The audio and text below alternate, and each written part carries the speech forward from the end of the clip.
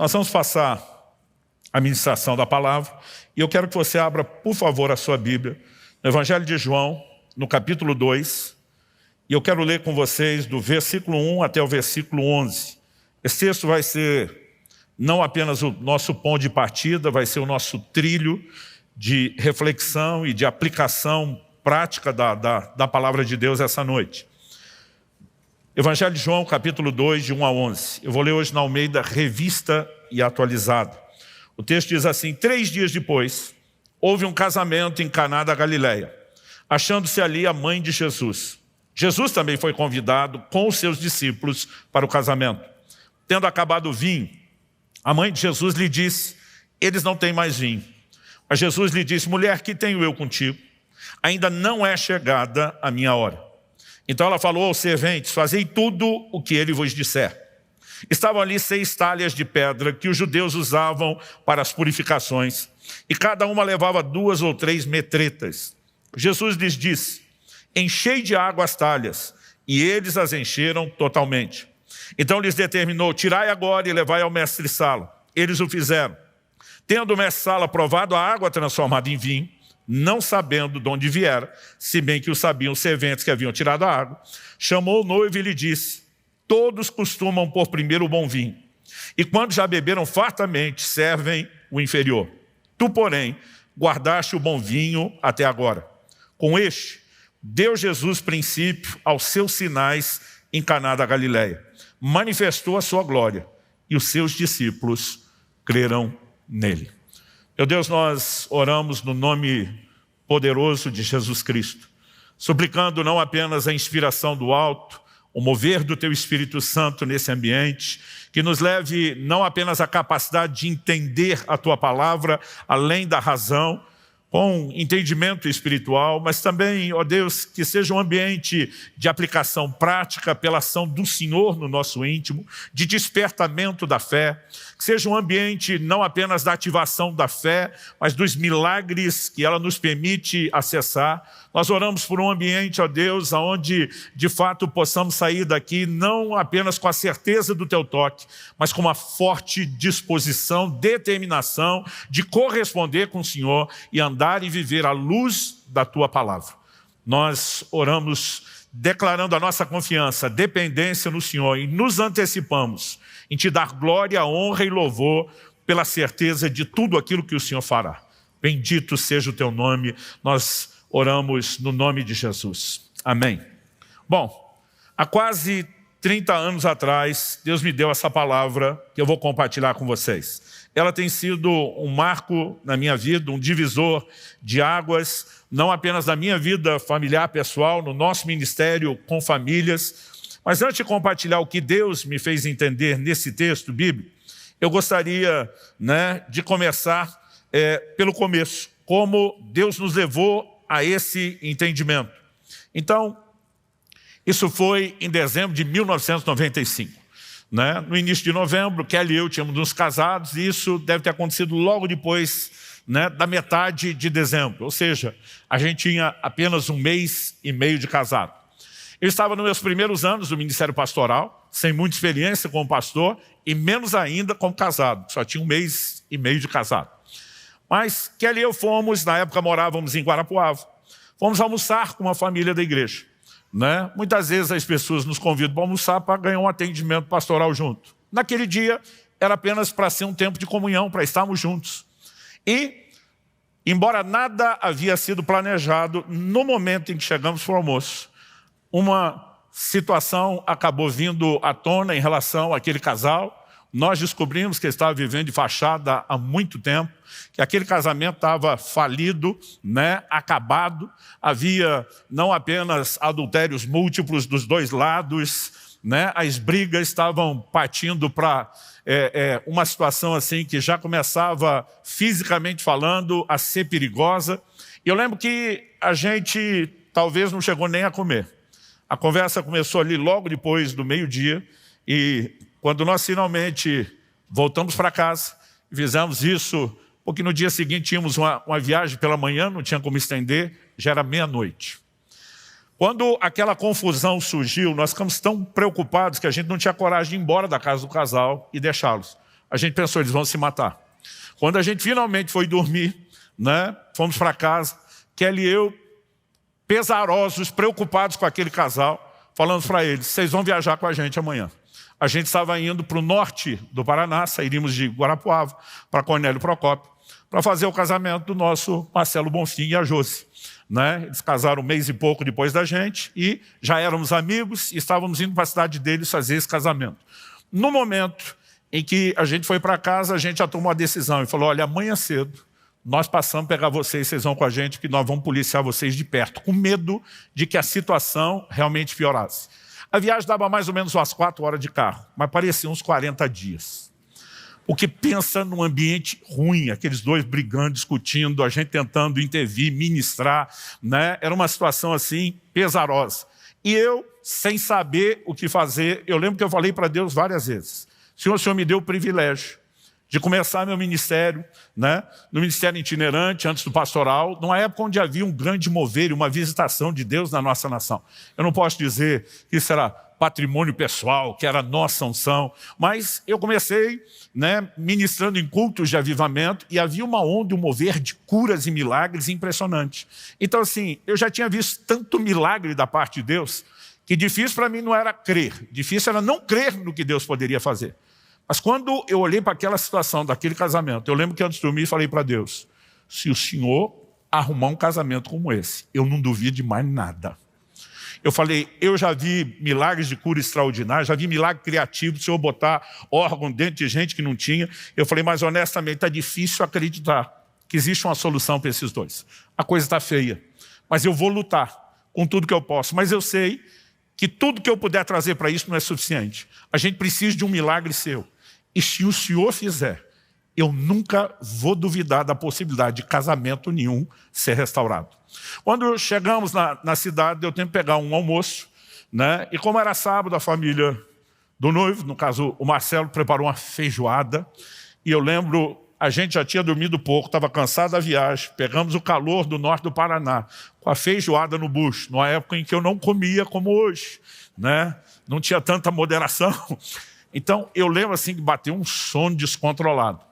E tudo que eu queria era ir para casa onde eu ficaria hospedado, acho que era do pastor da igreja, para conseguir dar uma descansada.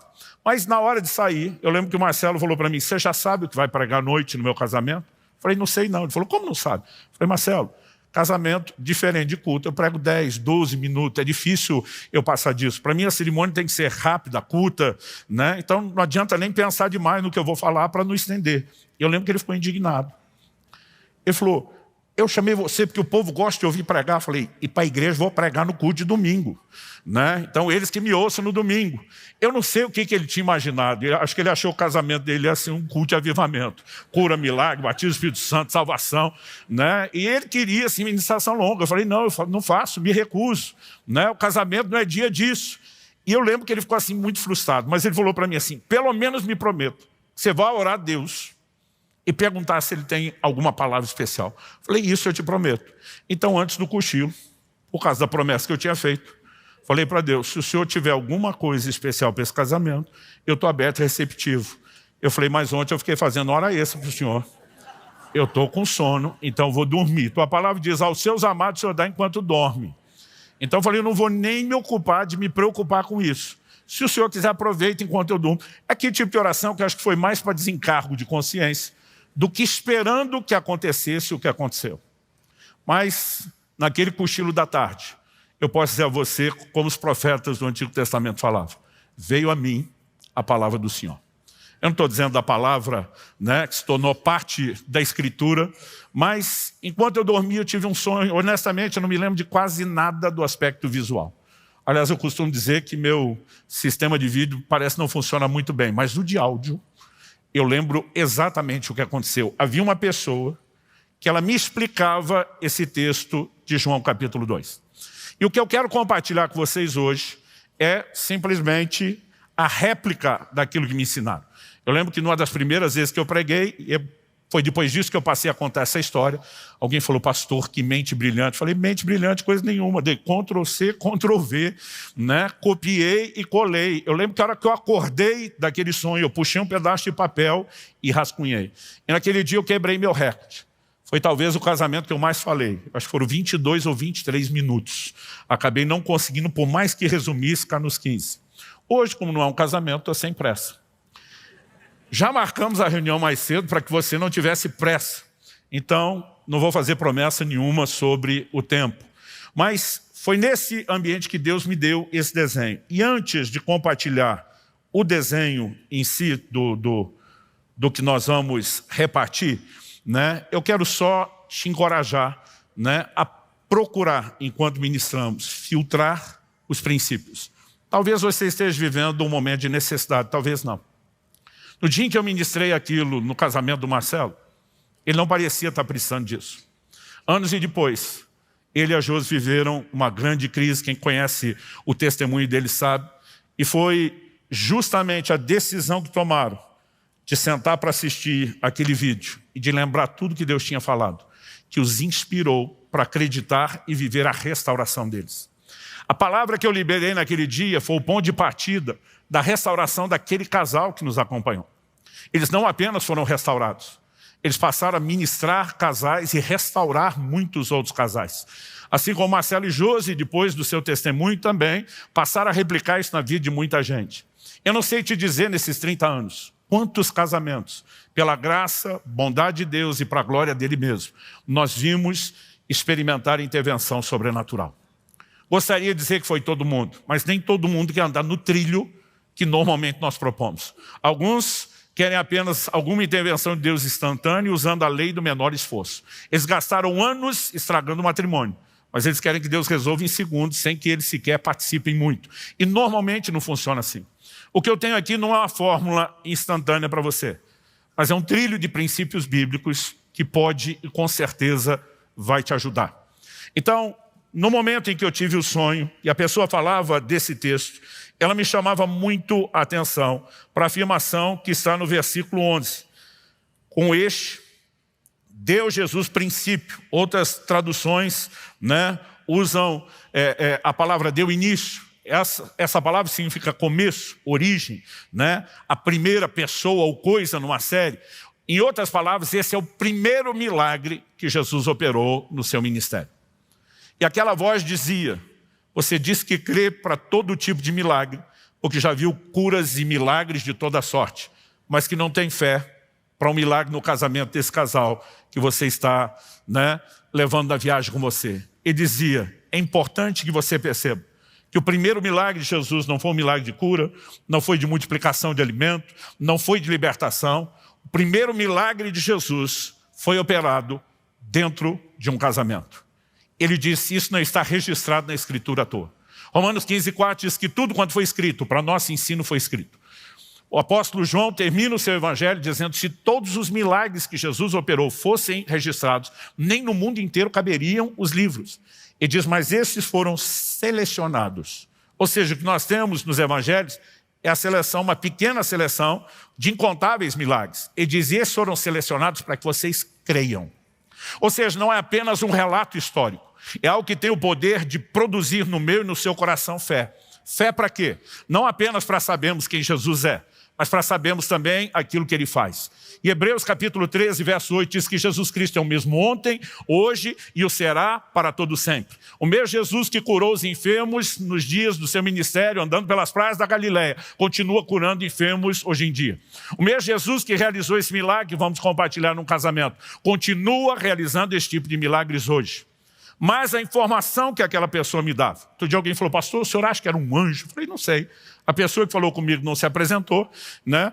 Pode ser alguém virtual, só do sonho, né? Pode ser que não fosse alguém real, mas eu não tenho dúvida que era um mensageiro de Deus comunicando uma mensagem do Senhor para mim. E a primeira coisa que ele dizia é, você precisa entender o lugar de importância que o matrimônio e a família têm no plano de Deus. E que antes de Deus intervir em qualquer outra área das nossas vidas, há uma disposição dele começar primeiro pelas necessidades familiares, em especial do matrimônio. Eu não consigo te explicar o nível de fé que isso gerou, para que eu pudesse dizer, então Deus não faz só os milagres de cura, né, de provisão, mas ele também intervém nas nossas casas. Agora, Algo que eu e você precisamos compreender é que quando a Bíblia usa aqui a expressão que houve um casamento, essa palavra no original grego, gamos, ela na verdade fala das bodas, fala da festa. Biblicamente falando, não existe aquilo que hoje nós chamamos de uma cerimônia religiosa. E nós não estamos falando contra isso porque praticamos isso. Embora normalmente a gente não faça isso no contexto do auditório, né, da igreja, a gente acredita que, biblicamente falando, o casamento é uma aliança. Toda aliança tem 3 ingredientes indispensáveis que se repetem ao longo das Escrituras, né? O primeiro deles é que a própria aliança é um compromisso. Então existe sempre um pacto, votos, promessas que são feitas que determinam aquele compromisso.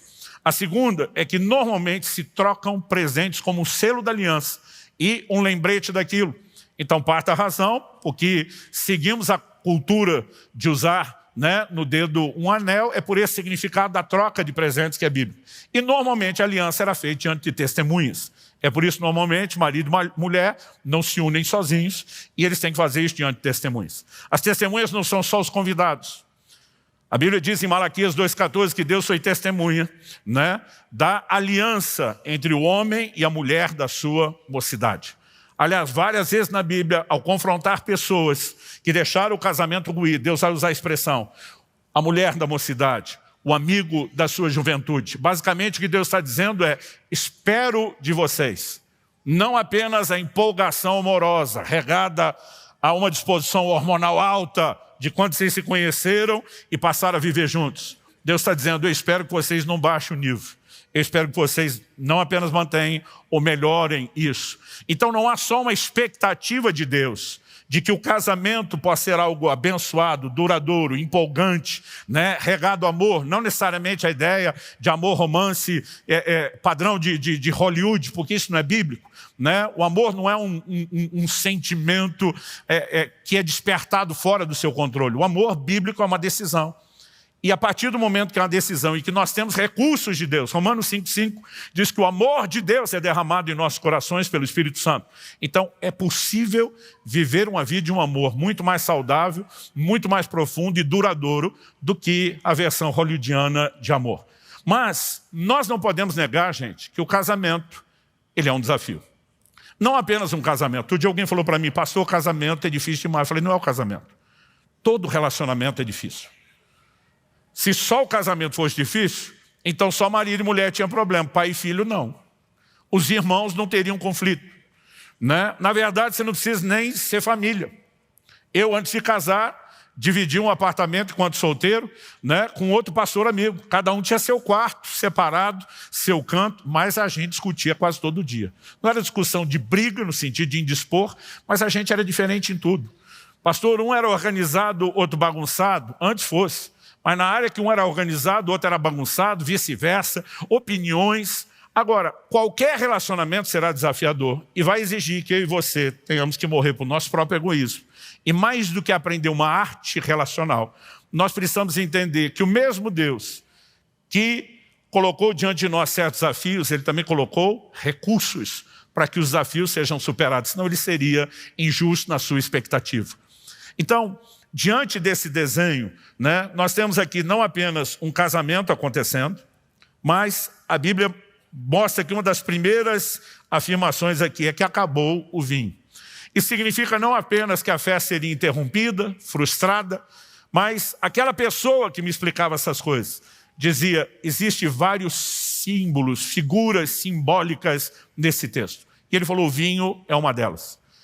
E quando ele mencionava o vinho, ele citava o Salmo 104,15, que fala a respeito do vinho como sendo aquele que alegra o coração do homem.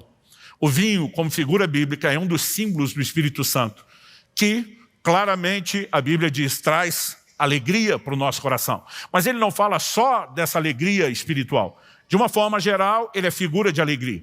E o que a Bíblia está dizendo é que aquele casamento que mal tinha começado, essas bodas, essas festas, não era como nós fazemos hoje em dia, se fazemos uma única festa logo depois da cerimônia e de preferência que não dure tanto. Eles normalmente, era o padrão, tinham 7 dias, uma semana de festa, de bodas. Então, meu amigo, você manter comida e bebida, e vinho era bebida cara para a condição deles. Por 7 dias, não era brincadeira. Quando o vinho acabou, esse é o cenário que nós vamos apresentar aqui como problema. Quando Jesus opera um milagre, é a solução. O problema e a solução será o primeiro tópico da minha mensagem. Já que a solução é um milagre, no segundo tópico nós vamos discutir o processo do milagre, como foi que ele aconteceu. Para só em terceiro e último lugar falar do resultado do milagre. Mas quando falamos do problema, o relato bíblico é o vinho acabando. E quando nós transportamos isso de forma prática, aquela pessoa me dizia, é comum que nos relacionamentos o vinho, aquela grande empolgação, alegria, realização, amor, paixão, tendam a acabar. Tendam, né, todas essas coisas simbolizadas pelo vinho, a, em algum momento, encerrar. Não porque não seja possível viver essa realização duradoura, mas existem inúmeros aspectos que contribuem para isso. Começando das diferenças, não apenas de convívio, que nós teríamos com qualquer pessoa, como falamos, pais e filhos, irmãos, né? Alguém que vai dividir uma moradia com qualquer amigo, as diferenças vão aparecer. Mas quando falamos de homem e mulher, nós temos um potencial de diferenças ainda maior. Ou seja, uma química explosiva. Porque, em primeiro lugar, nós temos diferenças de família. Cada um é criado dentro de uma família e dentro de um sistema diferente. E daqui a pouco cada um deixa essa estrutura onde foi criado, treinado, programado para conviver com alguém que veio de uma estrutura completamente diferente. E não precisa ter certo ou errado. Basta ser diferente para que isso já gere alguns desafios. Não bastasse isso, nós temos os desafios de temperamento, de personalidade. Você já ouviu a frase, os opostos se atraem? A gente trata isso hoje em dia quase como um versículo apócrifo. Mas isso é muito verdadeiro, né? Estatisticamente falando, é muito maior a probabilidade de que você procure se casar com alguém diferente de você do que alguém igual.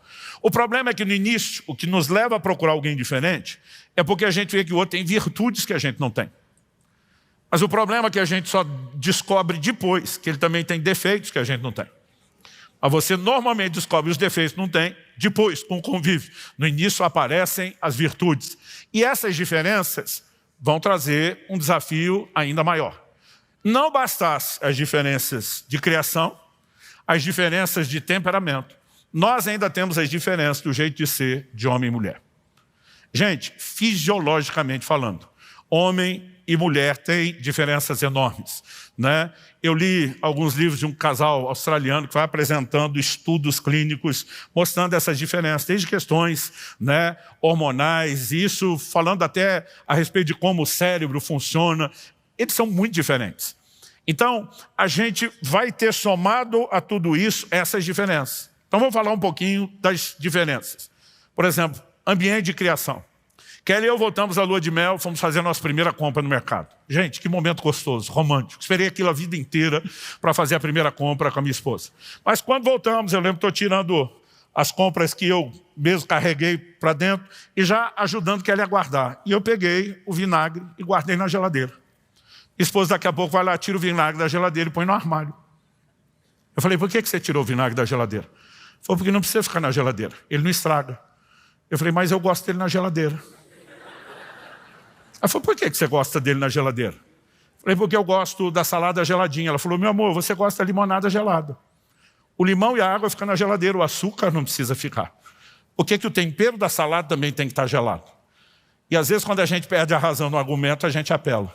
A hora que eu vi, eu já estava dizendo, minha avó guardava na geladeira, minha mãe guardava na geladeira, e eu quero guardar na geladeira. Kelly olhou para mim e falou assim, minha avó guardava no armário, minha mãe guardava no armário, e eu quero guardar no armário. Gente, todo dia ela pegava o vinagre da geladeira, punha no armário. Eu tirava do armário e punha na geladeira. Pensa no vinagre que andava. Esse negócio durou eu não sei quanto tempo. Até um dia que minha mulher usou de sagacidade comigo. Eu lembro que fui a uma oficina mecânica, mexer alguma coisa no carro. Não devia ser nada muito importante. E que ela deu alguma opinião. Era alguma coisa sobre algum equipamento do carro. Eu falei, amor, vamos fazer uma divisão? No carro mando eu, na casa manda tu. Ela na hora estendeu a mão e falou, negócio fechado.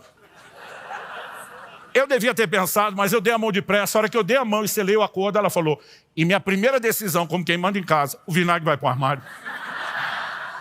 Já vou falar isso, porque quando eu não falo, termino de pregar, o povo está desesperado para saber, pastor, aonde ficou o vinagre? É lógico que no armário. Até pouco tempo atrás, minha mulher leu um estudo e dizer que é mais saudável ficar na geladeira. Eu falei, você devia ter me ouvido, querido. Agora fica na geladeira. Mas eu tenho a sensação, depois de 30 anos, que eu perdi, mesmo que ele ainda esteja na geladeira. Não conheço nenhum casal que planejou onde é que vai guardar o vinagre, porque você não imagina que essas diferenças vão surgir. E, gente, isso é uma de muitas. Eu tenho um amigo que a primeira briga dele também foi na primeira compra no supermercado. Marido e mulher entram, todos felizes, românticos. E, gente, recém-casado. Eles acham que o mundo não está vendo eles. Né? Então, um belisco o outro, até a risadinha. Eles estão assim, no mundo deles. Aliás, disse num restaurante você descobre de peça quem é recém-casado e quem não. Recém-casados estão focados um no outro, esquece do mundo.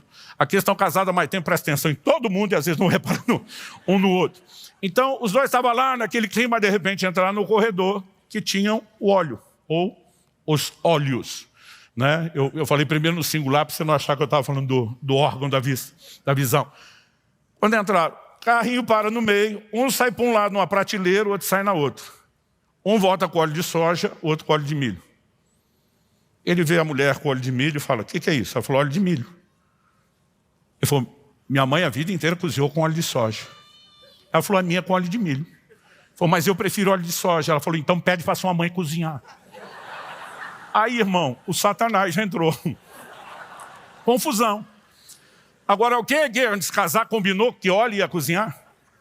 A gente nem imagina que essas diferenças de criação vão surgir e elas são inúmeras. Aí vamos para as diferenças de temperamento. Né? Então, assim, as pessoas são realmente diferentes e têm respostas completamente diferentes. Isso só vai complicar as coisas. Né? Então, assim, sempre tem um que fala mais e tem aquele que não quer falar tanto.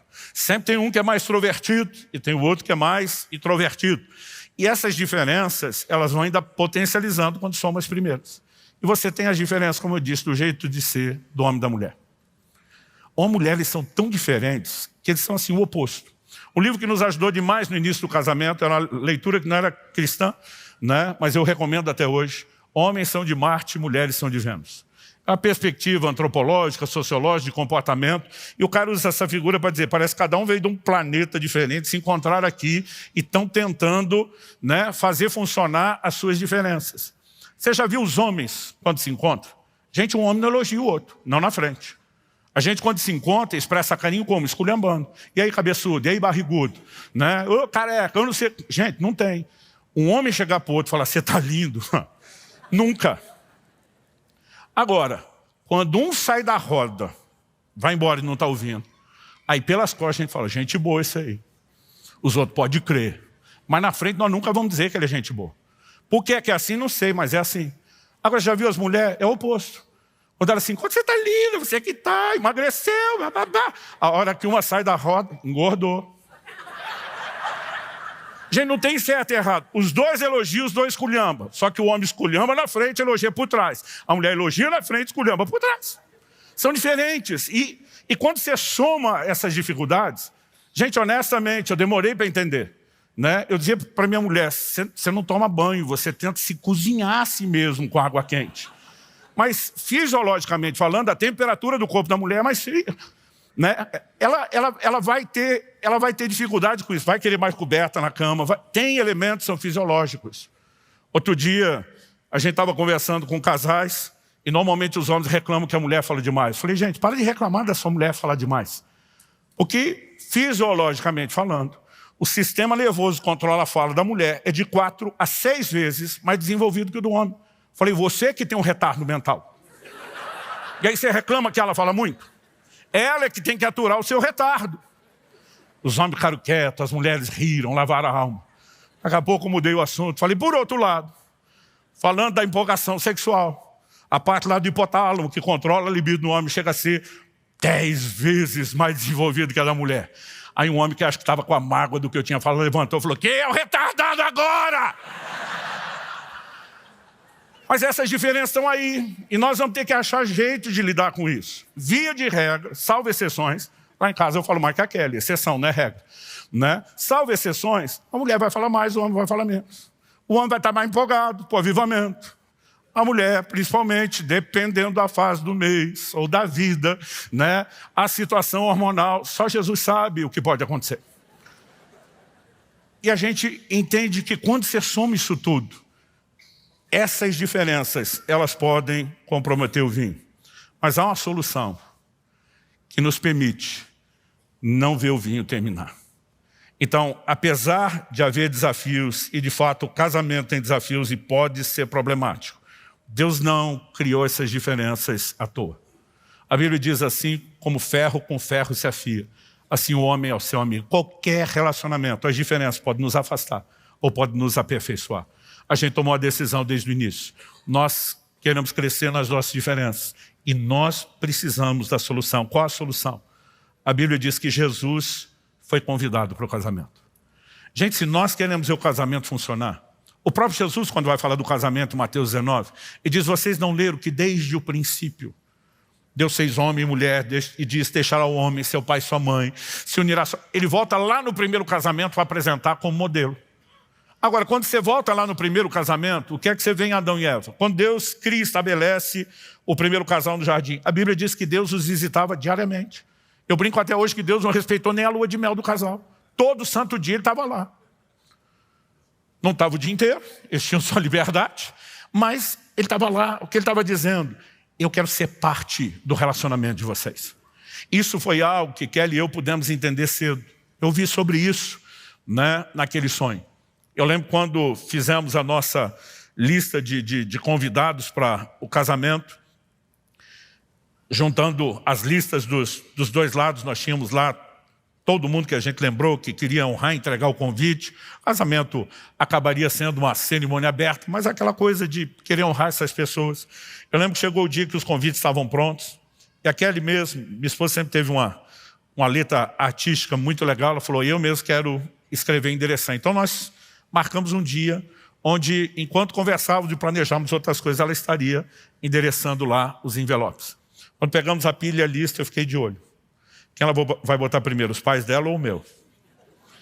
Nós nem percebemos, gente, que tem uma disputa ativada dentro de nós o tempo todo. Para minha surpresa, com aquela letra artística bonita, ela escreveu no envelope, Jesus Cristo. Eu pensei, uau! Mas como uma das nossas linguagens de amor é sempre o bullying, a provocação, eu falei, queria saber como é que você vai entregar esse convite para ele. E a mulher tem o dom da paciência, que alguns de nós não temos. Ela me deu aquele sorriso assim de meio amarelo, meio normal. E ela falou, você sabe que isso é só um símbolo, um gesto, um ato profético. Eu fiquei até com vergonha. Claro, meu amor, eu estava brincando, me perdoe. Mas quando essa conversa terminou, aquele negócio ficou me incomodando. Eu falei, brincadeira infeliz a minha. Eu tinha que ter entendido a importância disso, tinha que ter agido como ela. Mas no dia que nós nos casamos, né? E finalmente, depois daquela cerimônia que não terminava nunca. Então, deixa eu falar, quando você for convidado a um casamento, faz questão de tirar foto, não, deixa o casal ir embora logo. Foi onde casar o crente que esperou a vida inteira pela lua de mel, gente. Sabe, tem gente que não deixa eles ir embora de jeito nenhum. A gente, aquela canseira da correria do dia, da organização. Quando finalmente fomos para casa, eu só tinha uma coisa em mente. Eu vou ter que conseguir carregar a minha esposa na hora de entrar. A gente tinha ganhado de presente uma lua de mel para viajar só no dia seguinte. E decidimos que a gente não queria passar a primeira noite no hotel. A gente queria passar no apartamento, queria morar. E eu falei, eu quero entrar com estilo. Mas a primeira coisa que fiz, quando chegamos no quarto, nós dobramos o joelho do lado da cama, juntos. E dissemos, Senhor Jesus, tivemos uma cerimônia invocando o seu nome, adorando o Senhor, priorizando a sua presença. Mas aqui, sem fazer média para ninguém, só nós. Nós estamos dizendo, o Senhor é um convidado para conviver, para estar conosco, não só na festa. Nós te queremos o tempo todo.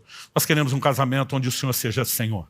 Onde o Senhor esteja presente não só para assistir ou fiscalizar, mas para intervir. A gente quer submeter tudo que nós vamos viver. Queremos ter festa, né, de todo o gênero, espiritual, emocional, deleite físico, sempre com a ciência de que o Senhor está presente, de que em tudo nós temos que te agradar. E sabe, a consciência daquele convite e daquela oração do primeiro dia é o que me marca até hoje, 30 anos depois. Nós precisamos cultivar a presença do Senhor nos nossos matrimônios. Eu gosto de dizer às pessoas, já falei isso para os jovens, fiz isso quando namorava. Né? Meus 2 filhos tomaram a decisão por eles, nunca pedi, né? Mas os 2 decidiram que daria o primeiro beijo só no altar. Eu falei, olha, eu apoio vocês, jamais exigiria, porque seria incoerente da minha parte. Falei, beijei muito sua mãe. Na minha época, não só a gente não tinha esse entendimento, como fui orientado pelo pastor Francisco, que Deus o tenha, ele dizia, quem mora longe, se vê uma vez por mês, se esse namoro for frio demais, não dura. Então, obedecendo o meu pastor, eu gosto de jogar nas costas dele, né? Nós tomamos uma decisão, vamos esquentar um pouco. Aí você descobre que nunca esquenta só um pouco. Agora, não tem coisa que te ajude mais do que depois de você ter dado 2 ou 3 beijos, dizer, vamos orar? Você lembra quem você serve, quem que você tem que agradar, as leis dele. Pensa num negócio que tem um poder e uma força maior do que qualquer empolgação hormonal. Né? E a gente aprendeu essa coisa de precisamos cultivar a consciência da presença dele. Se nós não praticarmos isso, não adianta querer viver milagre. Tem muita gente que a hora que o vinho acaba, ele quer correr atrás de Jesus para chamar. O diferencial que nós temos aqui é que na hora que acabou, ele estava lá. E porque estava lá e foi convidado para estar lá, ele pôde agir. Eu não consigo ver nada que seja mais importante a ser apresentado para você do que essa questão de cultivar a presença do Senhor. Não apenas na nossa vida enquanto indivíduos, mas no nosso casamento. Ainda que você não faça isso todo dia, o tempo todo, mas os casais não deveriam apenas orar sozinhos, também deveriam orar juntos. Né? Nós aprendemos a importância de cultivar a presença de Deus naquele dia, naquele sonho. Né? Isso me foi apresentado como uma das maiores chaves. A Bíblia diz, se o Senhor não edificar a casa, em vão trabalham aqueles que edificam. Então assim, nós temos que fazer a nossa parte, não dá para terceirizar para Deus. Mas não adianta achar que nós vamos conseguir fazer sem Ele. E sem Ele, não é a mera formalidade de dizer, Senhor, nós queremos a tua bênção. É cultivar a presença dEle, é respeitar a palavra dEle, é andar nos seus valores. Então, o primeiro passo que determina o milagre era a presença de Jesus. Mas era só isso? Não. Quando a mãe de Jesus começa a provocá-lo, dizer, acabou o vinho. Ele está dizendo, ainda não chegou a minha hora. Ela vira para os serventes e faça o que ele mandar. A Bíblia diz que esse é o primeiro sinal público de Jesus. Particularmente, eu imagino que dentro de casa Jesus já podia ter feito alguma coisa. Se não, Maria no mínimo sabia quem era Jesus e que em algum momento ele ia começar a fazer coisas extraordinárias. Então ela dá uma instrução para os serventes. O que ele mandar, obedeça. Por que ela está falando isso? Porque ela já está imaginando, deduzindo. Ele pode propor uma coisa que não faça o menor sentido para vocês. Como ele vai fazer? Encha as águas, as talhas de água. Não, mas o que está faltando é vinho, não é água. Encha de água. Ela falou, o que ele mandar, obedeça. Não questiona, só obedeça. Então, se você quer um ambiente de milagre, em primeiro lugar, cultive a presença dele. Segundo, não cultive por mera formalidade ou interesse. Faça isso com uma disposição de obedecer e de cumprir aquilo que ele diz que nós temos que fazer. Ele está certo sempre, gente. E se o Senhor diz que o melhor caminho é quando alguém te bate na face e vira outro, quando te pede para caminhar 1 milha junto, você e a segunda, quando pede a capa para você entregar a túnica, existe algo nessa obediência, aquilo que Jesus falou, que não se trata de mera passividade. Aliás, não há passividade, porque a nossa carne vai lutar contra tudo isso. Você vai ter que ser, na verdade, muito ativo para conseguir subjugar a força da carnalidade, do egoísmo em qualquer relacionamento para poder andar naquilo que Deus tem. Então, esse relato do milagre nos apresenta um quadro de problema e a solução. O problema, o vinho, naturalmente falando, tende a terminar, especialmente por causa das diferenças. Pode ter inúmeros outros fatores, mas especialmente por esse. Mas a solução vem de cultivar a presença de Deus e da disposição de obedecer. Quem está entendendo, diga amém. Segundo lugar, se a solução é um milagre, qual é o processo do milagre? O que Jesus fez não é algo unilateral, né, só da parte dele, ou como a gente possa interpretar aqui, da parte de Deus. O Senhor Jesus chama aquelas pessoas a trabalharem e interagirem com Ele. Então, naquele sonho, aquela pessoa que me explicava, me dava aquela aula, ela falou, além da tipologia do vinho, há outras coisas nesse texto que você precisa observar. Falou, em primeiro lugar, a quantidade de talhas. A Bíblia diz que haviam 6 talhas de pedra. Não eram 5, não eram 7, a Bíblia especifica 6. Na simbologia bíblica, os números normalmente não aparecem de forma aleatória. Eles normalmente comunicam um significado. Número 6 na Bíblia sempre está relacionado ao homem e aquilo que é humano. O livro de Gênesis diz que Deus criou o homem no 6º dia. De Gênesis a Apocalipse, a mensagem é a mesma. No Apocalipse a gente tem lá a menção do número 666. E a Bíblia diz número de homem. Tem crente que tem preconceito. Se a placa do carro tiver 666, ele não compra. Se o número da casa for 666, ele não mora, porque pensa que é número do cão. Mas a Bíblia diz número de homem. Vai ser usado por um instrumento de Satanás. Mas a Bíblia, falando do 6, fala do número de homem. Normalmente, quando o 6 aparece, nós temos o elemento humano. E essas talhas simbolizam algo a respeito do homem, do ser humano.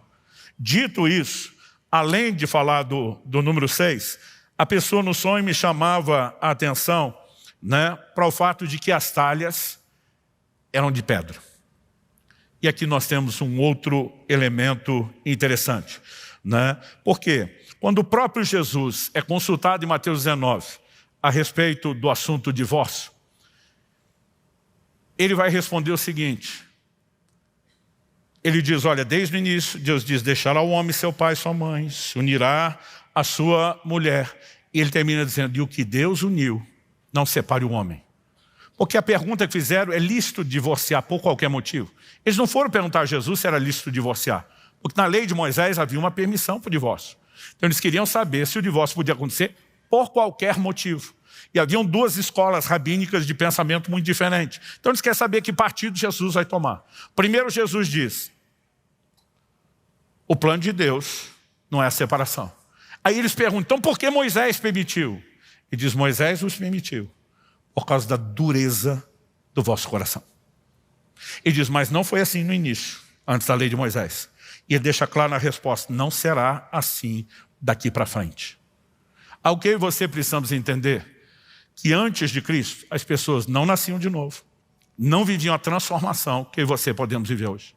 Jesus diz, pela dureza do coração, pela incapacidade de vocês de viverem transformação.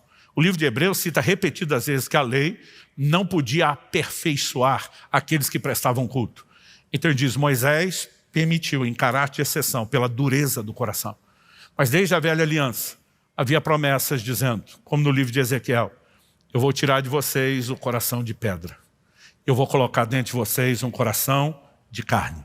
Ou seja, aquela dureza de uma natureza não transformada, que era a única justificativa para uma exceção temporária. Jesus diz, esse quadro vai ser mudado, esse quadro vai ser removido. Se você estiver anotando a profecia que eu citei do coração de pedra por um de carne, está em Ezequiel 36, 26. E diz isso era mudado, como de fato foi. O que significa que eu e você não precisamos meramente dizer não. Há incompatibilidades. Outro dia eu vi um cara explicando que ele separou da mulher por incompatibilidade de gênio com a sogra. Eu falei, como é que alguém chega nesse ponto de justificativa? Mas o que eu e você precisamos entender é que, diferente da época, hoje eu e você temos recursos. Mas não é só isso. Ainda que a pedra retrate essa dureza, eu não sei se a palavra talha, etimologicamente falando, está ligada a isso, mas essas pedras, elas eram talhadas. E aqui eu e você precisamos entender algo. Gente, quem já teve o privilégio de fazer uma viagem dessas caravanas para Israel, quando você vai hoje em Caná da Galileia, tem à disposição para que você veja uma pedra que remonta ao 1º século e que dá a ideia de como eram essas talhas. Uma delas está à disposição, ela é mais ou menos dessa altura, dessa largura. Eram blocos enormes de pedra que eles cavavam. Por quê? A Bíblia diz que cabiam de 2 a 3 metretas. A metreta era uma medida de 40 litros. Ou seja, em cada talha cabia de 80 até 120. Vamos calcular uma média de 100 litros. 6 talhas, 600 litros de vinho. Então não tinha um recipiente de madeira que comportasse de 80 a 120 litros. Não tinha nada de barro que pudesse suportar o peso e a pressão do líquido. Então, o jeito era pegar aquelas talhas e talhar. Por que era imprecisa a medida? 2 ou 3, podendo variar de 80 até 120. Porque depende do quanto a pedra tinha sido talhada. E esse é um detalhe importante que vai fazer sentido daqui a pouco. Depois de falar sobre o número 6 relacionado ao que é humano, falar das talhas, que falam tanto da dureza do coração, como da necessidade de ser talhada. Uma pedra pouco talhada comportaria menos água, consequentemente, menos vinho, na transformação de Jesus. As pedras normalmente estavam ali para os rituais de purificação, que eram banhos, ablução. Então, normalmente eram usadas com água, mas mesmo para aquela quantidade, era necessário, né, que fosse nesse formato. E, em terceiro e último lugar, falando do processo, aquela pessoa que me explicava aquilo no sonho dizia: agora preste atenção na água. Ele falou: a água é a matéria-prima do milagre. Milagre por milagre, gente, Jesus podia simplesmente fazer aparecer o vinho. Mas ele decide que primeiro seja colocado água, para depois se transformar em vinho. Em primeiro lugar, nos mostra um processo de interação. Ele está dizendo: eu posso fazer meu milagre, mas não trabalho sozinho. Você me oferece algo primeiro, antes de eu poder fazer algo para você. E aqui nós temos um elemento de interação importante. O segundo é o significado que a água tem ao longo das Escrituras. Ela simboliza tanto a palavra de Deus, como também a ação do Espírito Santo em nós. Em Efésios 5:26, a Bíblia diz, né, a respeito de como Cristo se deu a si mesmo por nós, pela igreja, para santificar, diz: pela lavagem de água da palavra. Na hora do lava-pés, Jesus diz a respeito de alguns já estarem limpos, e o próprio Jesus no seu ensino vai usar a própria palavra: vocês já estão limpos pela palavra que eu vos tenho falado. Então, um dos significados da água envolve a palavra.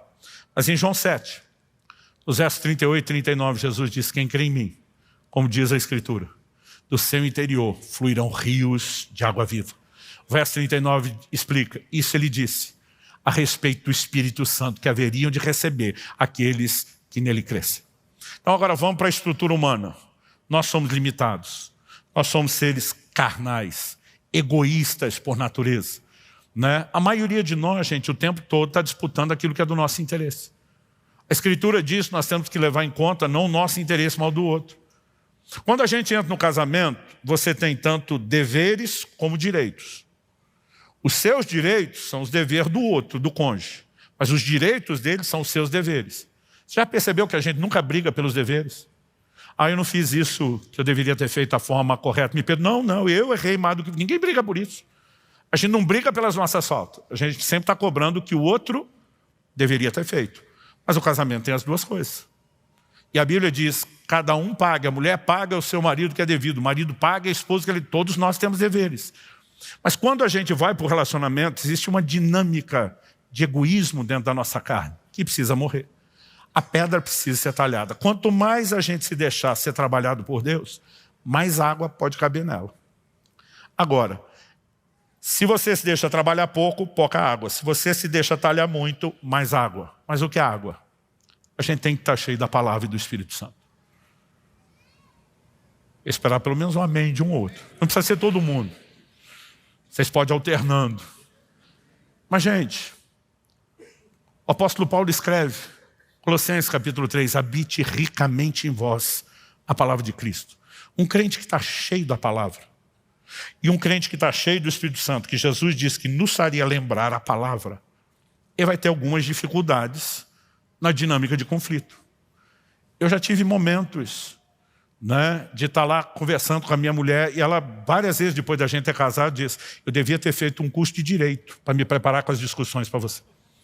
Porque ela diz: não adianta estar certo, se não provar que está certo não funciona. Eu dizia: mas normalmente é assim que a gente consegue saber que o outro está certo.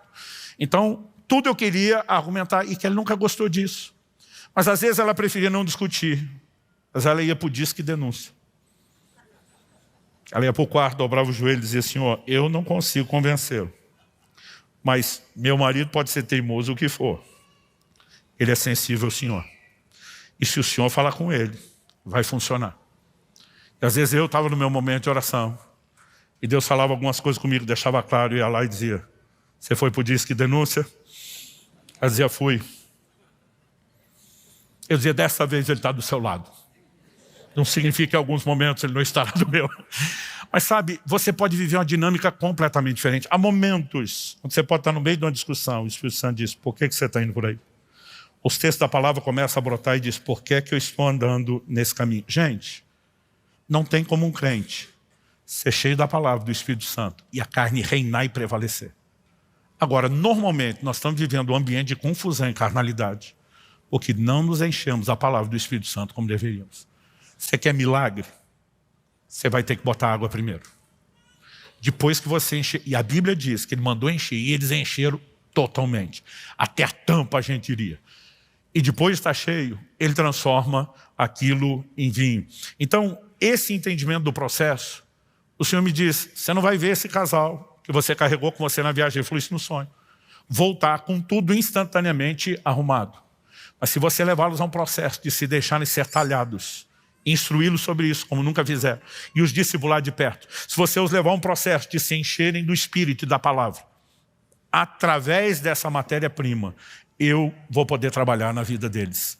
E nós vimos aquele milagre acontecer na vida deles e de tantas outras pessoas. Para terminar, em terceiro e último lugar, eu queria destacar aqui o resultado do milagre. Então, nós temos pelo menos duas coisas quando falamos do resultado do milagre que precisa ser levado em conta. A primeira delas está no verso 9. Tendo o mestre Sala provado a água transformada em vinho, não sabendo de onde viera, se bem que sabia os serventes que haviam tirado a água, chamou o noivo e lhe disse, todos costumam pôr primeiro o bom vinho. Quando já beberam fartamente, servem o inferior. Gente, 7 dias de festa. Era complicado manter vinho bom o tempo todo. Mas normalmente se começava com o melhor. Diz que a primeira impressão é que fica. Depois que a turma já estava mais farta, vai substituindo, medida econômica. Essa é a realidade de muitos casamentos, onde o vinho não acabou. Ele já foi substituído por algo inferior. Mas quando ele prova e diz que vinho é esse, ele diz, meu amigo, você guardou para o fim da festa o melhor vinho. Isso significa o quê? Que quando o Senhor Jesus intervém, ele não só devolve o que a gente tinha no início e perdeu. Ele pode nos dar algo que nós nunca tivemos. Eu não sei te dizer quantas vezes, gente, 30 anos, pastoreando milhares de pessoas, eu não sei te dizer quantas vezes nós vimos casais sair de algo que parecia impossível aos olhos humanos, um casamento arruinado, arrebentado, gente que mal conseguia lembrar da época que teve vinho. E eles entrarem depois no lugar em Deus, nunca de forma instantânea, mas entrarem no lugar dizendo, nós nunca vivemos isso, nem antes do problema. Nós podemos experimentar algo de uma qualidade muito superior a lua de mel, a paixão dos primeiros dias, né? Ao momento onde não havia tanto desgaste no relacionamento. Porque aquilo que Deus faz é de verdade, é para valer, é bem feito e é de alta qualidade. E nós precisamos acreditar nisso. A segunda coisa é que nada do que Deus faz é só para você. Você não foi salvo e alcançado por Deus sozinho. Falamos disso aqui domingo, nós somos alcançados para alcançar, o que inclui pessoas. Tudo o que Deus faz na minha e na sua vida não é para parar na gente. E a gente precisa parar de orar como se a gente fosse o centro do universo. Deus, o Senhor precisa fazer porque eu estou aqui, eu sou o centro de tudo. Eu e você somos pequenas engrenagens de algo muito maior do que nós, que é o reino de Deus. E Deus não vai desperdiçar uma oportunidade de, quando faz um milagre na sua vida, deixar que isso seja só para você. Não existe desperdício na economia de Deus. Você observar mesmo quando Jesus multiplica pães e peixes, com a instrução dele depois, recolha o que sobrou para que nada se perca. Não há desperdício no plano e no propósito de Deus. E deixa eu te dizer algo, quando Deus faz algo na minha e na sua vida, Ele não vai desperdiçar isso agindo só em meu e seu favor. Deus pega todo milagre, toda intervenção que Ele faz na nossa vida para nos colocar numa vitrine, para que isso inspire outros, para que isso traga glória e honra ao seu nome. E o verso 11 nos mostra o objetivo principal do milagre. Nós precisamos parar de achar que Deus existe apenas para nossa alegria. É lógico que Ele tem realização para nos proporcionar no âmbito individual e mesmo matrimonial. Mas Deus não existe só para fazer eu e você feliz, querido. Na verdade, se nossa alegria fosse Ele, a gente não teria tanta infelicidade, tanta necessidade de ficar pedindo alegria para Ele. Mas quando Deus opera na minha e na sua vida, Ele está dizendo, além de te abençoar, eu quero te usar como instrumento que inspire outros, que traga glória, que traga honra ao meu nome. Nós tivemos a oportunidade ao longo dos anos de poder levar a Jesus muitas pessoas e trabalharam em casa. Cada lugar tem um nome, é empregado, é a doméstica, é a servente, é a diarista. Então, nós tivemos a oportunidade de levar muitas dessas pessoas que trabalharam conosco para Jesus. Porque no convívio, elas diziam, vocês têm algo diferente que a gente não vê na maioria das casas. E sabe, quando as pessoas veem o que Deus está fazendo, isso pesa para honrar e glorificar o nome do Senhor, para provocar a fé das pessoas. Muitas e muitas situações. Milagres nós vivemos de provisão, milagres de cura. A gente sempre entendeu, isso não é apenas para nós. Isso precisa ser compartilhado, isso precisa ser às vezes até alardeado, porque vai provocar a fé de outros, vai trazer glória a Deus. E o verso 11 diz, com esse, deu Jesus princípio aos seus sinais em Caná da Galileia, manifestou sua glória e os seus discípulos creram nele. Quando esse entendimento entrou no meu coração, gente, eu tinha 1 mês e meio de casado. Eu falei, Deus, esse casamento tem que funcionar. Não é apenas para que eu seja feliz, para que o Senhor seja exaltado, para que o seu nome não seja envergonhado. O Senhor me chamou para pregar a sua palavra, que revela princípios do matrimônio e da família. Como que eu não vou trazer o Senhor para dentro? Como eu não posso ter essa preocupação de dizer, a gente tem que viver de forma exemplar, a gente tem que transbordar essa mensagem através da forma que vive. E aquilo gerou algo dentro de mim. É possível viver de uma forma que não seja apenas bom para a gente, seja bom para Deus, seja bom para os outros, para aquilo que as pessoas verão. E sabe, eu já vi gente dizer, não estou mais disposto, não acho que o cônjuge vale a pena. Se ele não vale, o nome de Deus sendo glorificado em vez de envergonhar, deveria valer. As pessoas seriam inspiradas, deveriam valer. Sabe, nós não percebemos que muitas vezes é um jogo de desgaste emocional explorado por Satanás para que você seja passivo e não lute. É possível viver a intervenção de Deus. E sabe, uma coisa era eu pregar, quando eu pregava essas coisas logo no início, que Deus falou comigo, as pessoas diziam, está na lua de mel, é fácil falar isso. Hoje, 30 anos depois, eu digo, nós estamos na melhor fase do casamento. Outro dia um falou para mim assim, vocês ganharam na loteria, acharam uma compatibilidade. Falei, meu amigo, eu e minha esposa, nós somos diferentes demais. Ela é surpreendentemente dócil e paciente. Eu acho que isso ajuda. Principalmente pelo fato de eu ser um colérico daqueles que sempre se irritou mais fácil. Mas nós dois entendemos que a gente tinha que ir para um lugar onde essas talhas de pedra tinham que ser mais cavadas. Onde a gente tinha que não apenas encher de água, mas criar o maior espaço possível para que houvesse o maior volume possível de água. Porque se você é pouco talhado e bota ali meia metreta, 20 litros, você tem um milagre menor do que o que tinha 3 metretas, 120 litros. Quem está entendendo? Você pode ter 2 talhas cheias, mas um é muito pouco cheio, porque ele não se deixou ser trabalhado. Agora, quando nós vamos entrando nesse lugar em Deus, é possível experimentar ações extraordinárias da parte de Deus. Eu me lembro de uma ocasião onde Kelly e eu tivemos muita discussão, não virava briga, mas a gente, discussão no sentido de ficava argumentando e não entrava em acordo. A maior reclamação das mulheres, os maridos normalmente o problema não é o que você fala, é como você fala. E às vezes eu dizia, eu tenho culpa de ter um pulmão forte. Mas não é apenas o tom da voz, é a forma, é a maneira. E para nós isso era algo comum. Eu dizia, meu amor, não adianta nada falar com a voz baixa, dócil, educada, e feito ninja, passar o bisturi por baixo, e botar as entranhas do outro para fora também. Então não é só como, também é o que. Eu dizia, mas também não é só o que, é como. E a gente ficava nessa discussão um tempão. Eu lembro de um dia, nós chegamos numa casa fazer uma visita, portão eletrônico na época era novidade. Toquei o interfone, o irmão da casa falou, estou abrindo. E, aquele portão abriu, eu fiquei impressionado, o portão abrindo sozinho.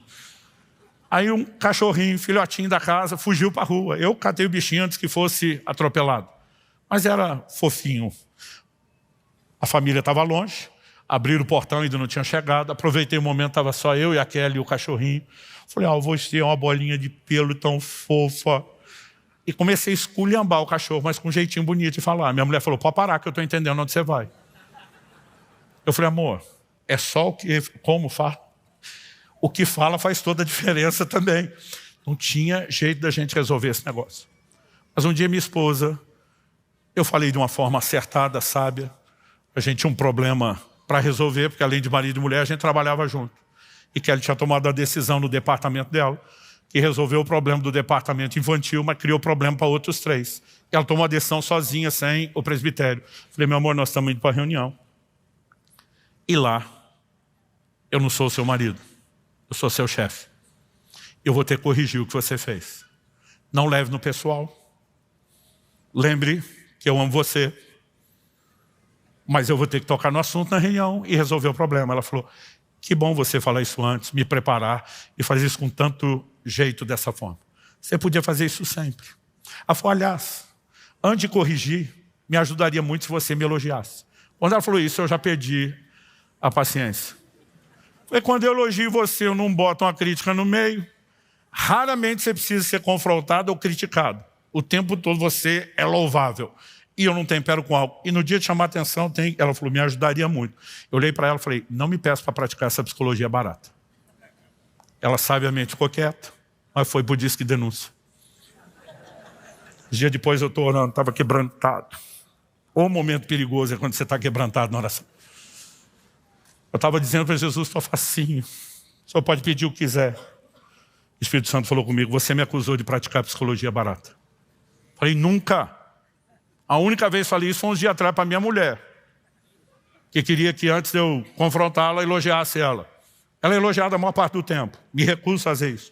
Eu falei, se você classificou o que sua mulher te pediu de psicologia barata, você falou mesmo contra mim. Não tinha nada a ver com o senhor, é só com ela. Ele falou, vai ler Apocalipse 2 e 3. Eu já sabia o que tinha lá, as cartas às 7 igrejas da Ásia. Em todas elas, antes de confrontar, Jesus começa elogiando. Vamos tomar a primeira carta no início do capítulo 2, a igreja de Éfeso como exemplo. Conheço tuas obras, teu labor, tua perseverança. Suportastes provas pelo meu nome, não desfaleceste. Puseste a prova e se dizem apóstolos, não são, os achaste mentirosos. Ele fala da dedicação, do trabalho, da resiliência, do controle de qualidade. Aí em algum momento ele diz, mas como ninguém é perfeito, tem um negocinho aqui que nós vamos ter que arrumar. Tenho contra vocês que vocês abandonaram o primeiro amor. Mas o fato é errado não significa que está tudo perdido. Arrepende, volta à prática das primeiras obras. Nós podemos deixar isso bom. Mas deixa eu te lembrar que também tens a teu favor, elogio de novo, que odeias as obras dos nicolaítas, as quais eu também odeio. Meu pastor Abe Uber chama isso de efeito sanduíche. E diz que toda a correção devia ser como um hambúrguer, servido em 2 metades de pão. Pão apreciação, antes e depois. Correção no meio. Eu falei um dia para ele, mas posso servir um hambúrguer triplo? Ele falou, caprichando no antes e depois, e sempre funciona. A gente foi revolucionário.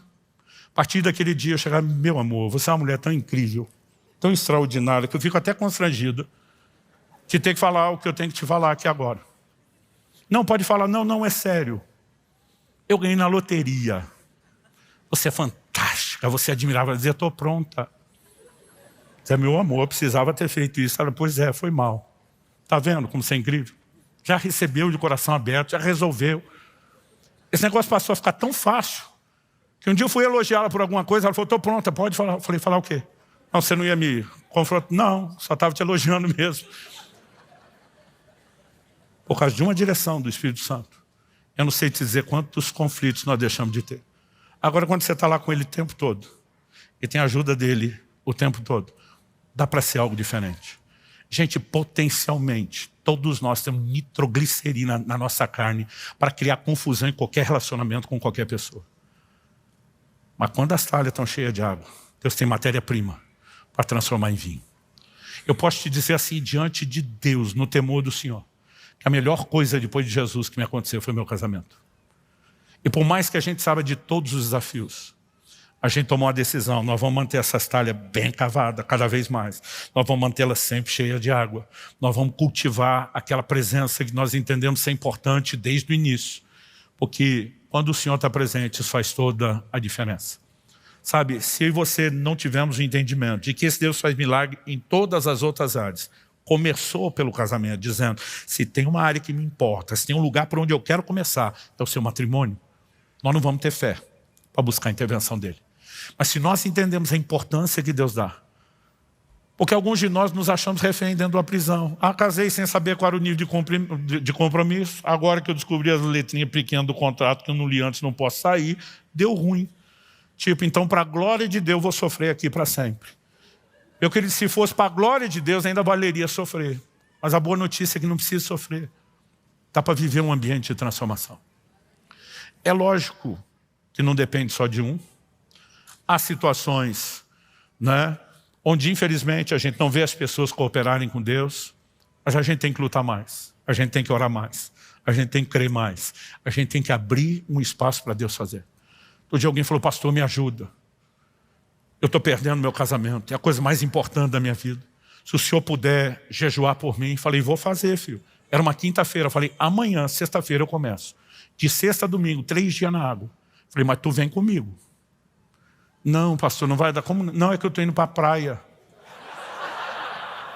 Eu falei, quer saber? Que se lasque você, seu casamento. Ele, que isso, pastor? Eu falei, você acha que eu vou brigar por você, ficar 3 dias jejuando na água e tu lá passeando na praia? É a coisa mais importante para você e você não quer lutar, você quer terceirizar a luta.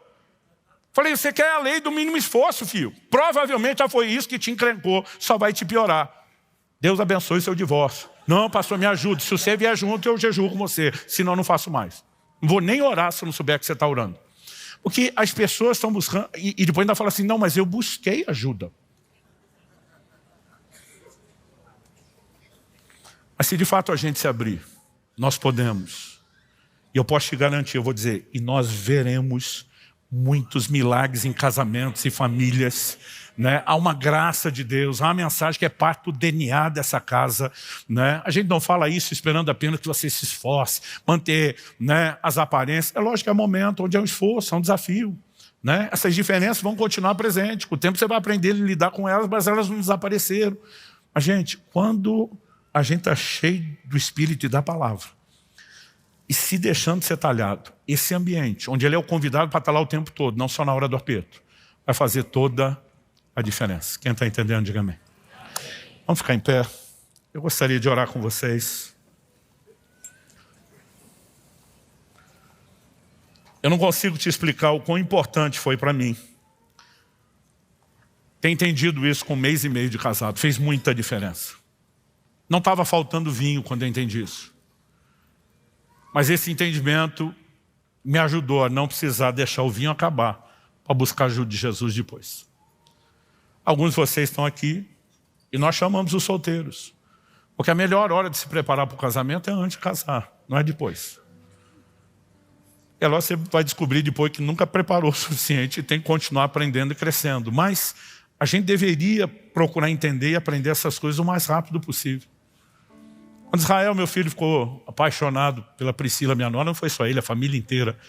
Ela é uma mulher de Deus incrível, extraordinária, vem de uma família assim que é um exemplo para nós. Mas eu lembro que chamei meu filho, falei, filho, o mais extraordinária e crente que essa mulher seja. Não ache você que você não vai ter problema no casamento. Eu falei, eu sei, pai. Eu falei, você não sabe, você acha que sabe. Você não tem experiência nenhuma. Ele falou, pai, eu vejo você, a mãe. Falei, pois é, você sabe. Um homem, uma mulher de Deus que ama Jesus e de vez em quando, né, a gente consegue tirar o outro do sério. Eu falei, ela não é perfeita e não existe gente perfeita. E se fosse, eu sei que tu não é. Eu também não ia deixar de dar o troco depois dele esculhambar o pai e a mãe, né? Eu lembro que ele olhou para mim e sorriu e falou, pois é, pai, mas de todas as imperfeitas ela é a melhor.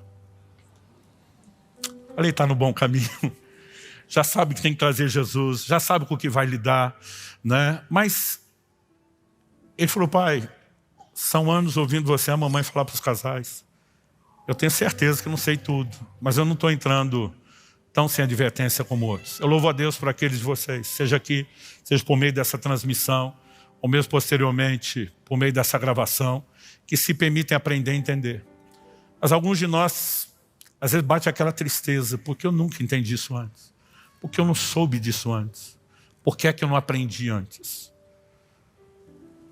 Já dizia o ditado, não adianta só chorar o leite derramado. A gente tem que arrepender de todo o erro, mas sempre buscar conserto. E o ponto a ser discutido não é porque você não entendeu antes, é o que é que você vai fazer a partir de agora, com aquilo que você está recebendo. E você nessa noite não está recebendo só informação. Há uma graça de Deus sobre nós.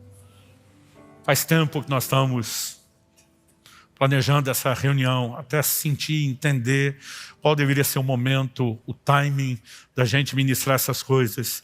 E eu creio que nessa noite, mais do que receber instrução, que é lâmpada para os seus pés, luz para o seu caminho, vai te ajudar na caminhada. Você está num ambiente onde há graça de Deus para você. Eu gostaria que nós pudéssemos orar pedindo a Deus que nos ajude. Aqueles que ainda nem começaram o casamento, possam começar da forma correta.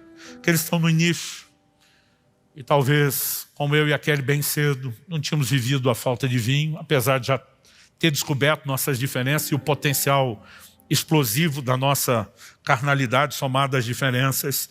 Mas você pode tomar medidas preventivas.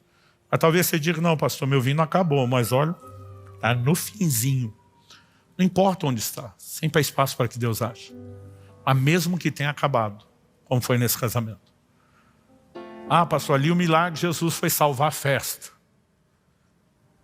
Não era necessariamente um matrimônio. Concordo que o relato é esse. Mas a Bíblia diz tudo que foi escrito. Para nosso ensino foi escrito. E se Deus se preocupa em salvar a festa, Ele não vai salvar aquilo que é mais importante, que é digno de festa? Então assim, algumas pessoas são peritos para achar desculpa que justifique incredulidade. Eu prefiro optar pelo caminho de fé. Pastor, mas e se a outra pessoa não quiser e não crer? Aí é outra conversa. Mas até que você lute o suficiente para que as vendas de cegueira espiritual caiam por terra, né? Para que haja um ambiente onde possa haver arrependimento, transformação. Não me diga que Deus não quer fazer. Muitas vezes nós jogamos em Deus a nossa omissão e a nossa indisposição de lutar. Desde que começamos a igreja em Curitiba, isso não era novidade, continuamos aqui o que já tínhamos antes, há 20 anos atrás. Uma das coisas que minha equipe de presbitério mais me ouviu falar: se em algum momento o casamento não estiver bem, pare tudo e vá cuidar da sua casa. Nada é mais importante do que o seu matrimônio. Se em algum momento os filhos não estiverem bem, pare tudo. Depois de Deus, seu maior valor é a sua família. E sabe, nós não podemos dizer que acreditamos nisso, e quando as coisas estão difíceis, a gente não faz nenhum esforço para colocar o matrimônio em primeiro lugar. Essa própria disposição de agir dessa forma não significa que só com o nosso esforço nós vamos conseguir. Mas nós estamos declarando algo, nós estamos nos posicionando no lugar diante de Deus, dizendo, eu quero ser talhado. A gente tem mania de dizer que o problema é o outro. Mas o outro também acha que o problema é a gente. Eu tive uma vez em 30 anos, uma conversa, sentei com um casal, quero pedir ajuda. Falei, quem começa? O marido falou, ela. Essa mulher esculhambou aquele cara por 30 minutos, gente.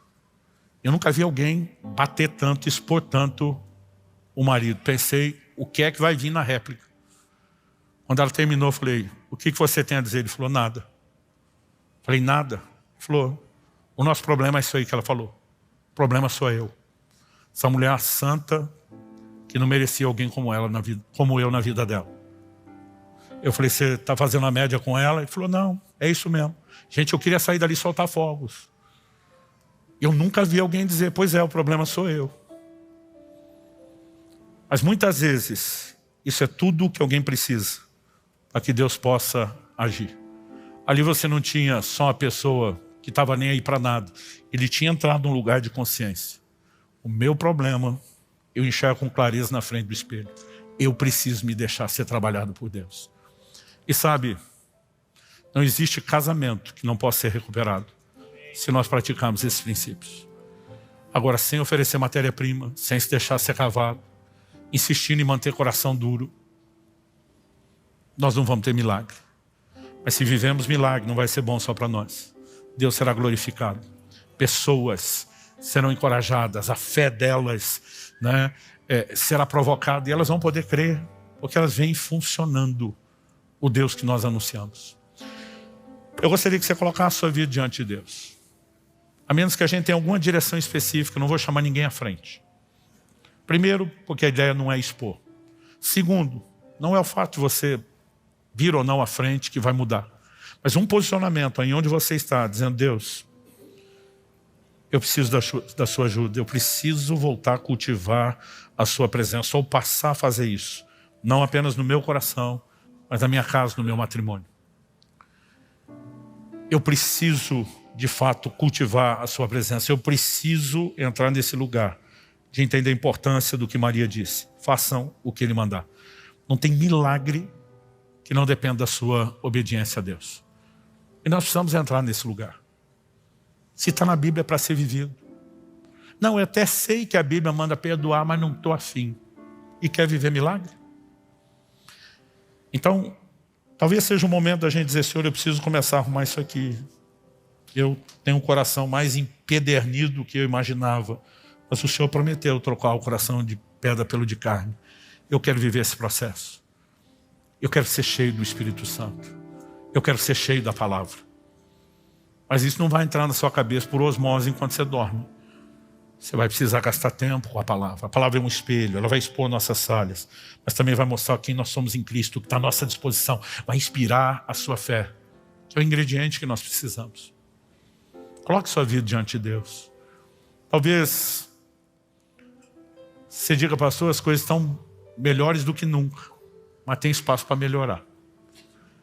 Talvez Deus incomode alguns de nós aqui presentes a orarmos por casais que não estão aqui e que estão precisando ir para a UTI urgentemente. Se você sentir algum impulso de Deus de interceder por alguém, não acho que isso é coincidência. Creia que é um impulso do Espírito Santo e obedeça a isso. Vamos orar por um instante.